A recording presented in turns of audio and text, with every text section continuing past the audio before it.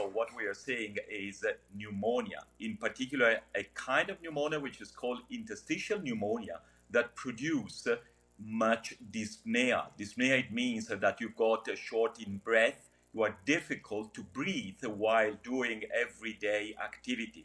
This is due because the place where an infection is between where the alveoli and the vascular of the lung, because of the fact that in this situation it's difficult from oxygen to enter in the blood and carbon hydroxide to get outside in air.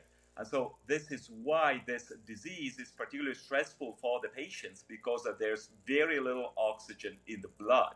Actually, the main age that we are following is older people. We've got very few pediatric cases. Most of the cases are people above the age of 40, and actually the greatest age group is people above the age of 50. In particular, male patients appear to be more at risk rather than female.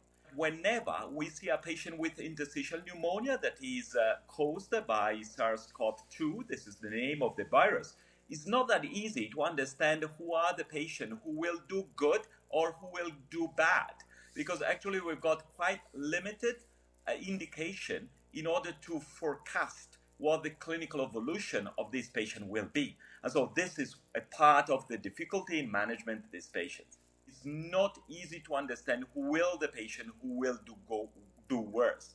And so we need to have constant monitoring of this patient, because apparently we admit patients that seems to be quite stable, but in very few hours they may develop respiratory insufficiency and they need to go into intensive care unit. It is luckily a small proportion, but it really depends on the vulnerability of the patients. And so far, actually, we know that only a minority of these patients. We need to treat this patient well since the very beginning. We are trying to use also antiviral drugs that may have antiviral activities.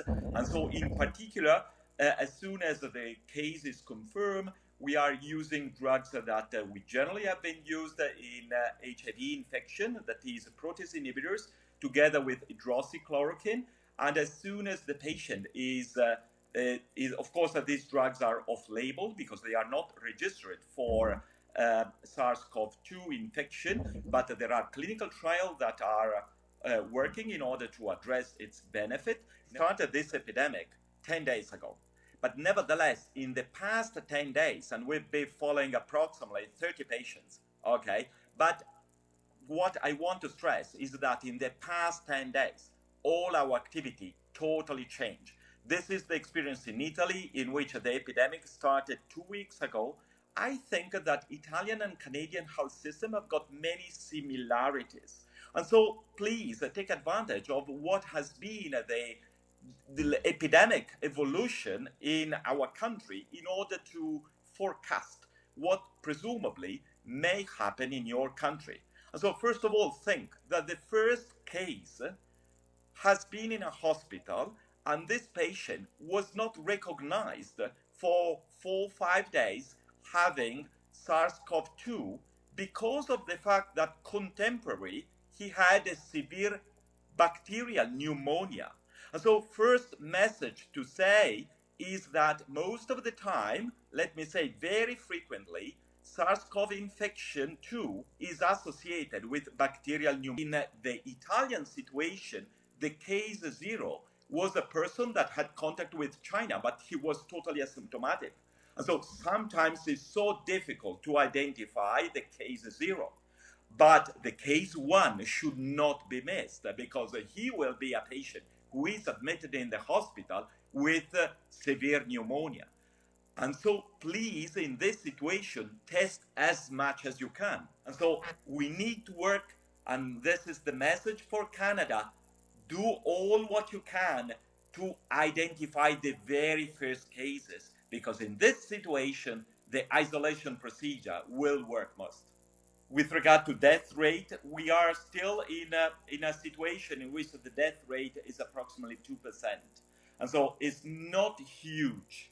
but the burden of this disease with regard of the way in which has changed the lives of people is already very huge, and the burden of economic consequence is really huge. And so again, of course, we need to avoid the death, but we also need to avoid infection because of the impact is really big. One tool that we thought was very useful is to build an electronic chart that communicate between the territory and the hospital, but also that is in the hands of the patients that will be in quarantine.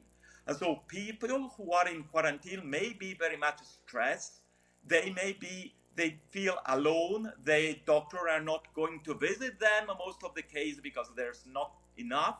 And so actually what we do is try to empower them to write us in an electronic chart on the web what their condition, what the fever, what the respiratory rate, what is the respiratory distress, so that to understand which are the danger signs that will require, for instance, hospitalization. And so I think very important is to be prepared also with a telemedicine approach. Otherwise, population get crazy. All the people want to seek to be tested. Any kind of fever is going to the hospital. That's no good. It's wrong. It's dangerous. Actually, this epidemic started 10, 12 days ago in my hospital, but we live here. We've got very few hours to go home every day because we need to be working, let me say, 18-hour day.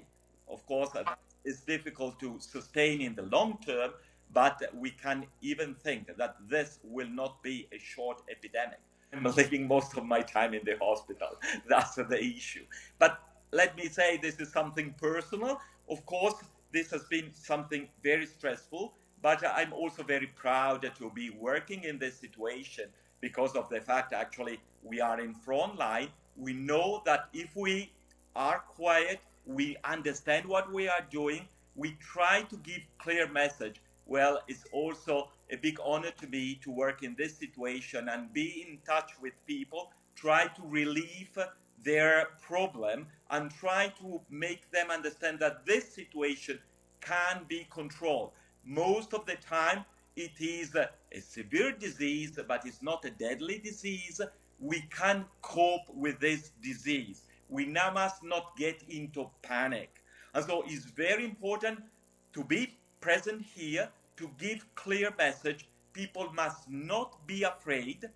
They will change their way of living for a while, okay, but give a message that is for sure that we will cope with this epidemic.